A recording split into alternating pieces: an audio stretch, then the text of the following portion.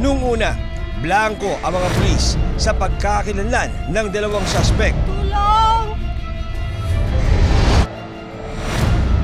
Hanggang isagawa ang tinatawag na backtracking sa mga CCTV sa lugar.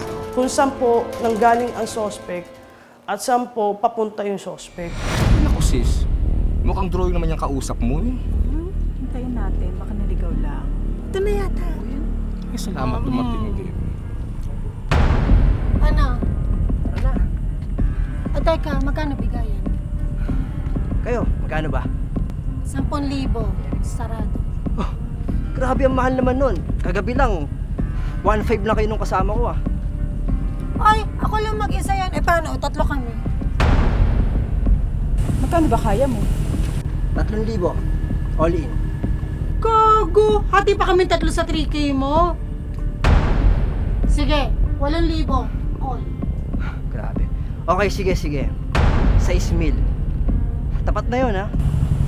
Teka, Sis, tanggapin mo na. Sayang naman. bilisan lang natin ha. Yes, oo. Sige, 6K. Call. Okay.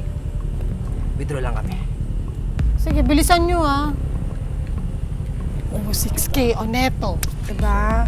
Nakita po namin na galing po sila sa along FB Harrison Street at doon po nila pinick up yung biktima. Ilang CCTV footage pa ang napasakamay ng Pasay City Police mula sa isa pang motel. Isang araw bago ang nangyaring krimen. Sa video, nakunan si Erica at ilang kasamang sex worker na nag-check-in kasama ang dalawang lalaki ayon sa Pasay City Police.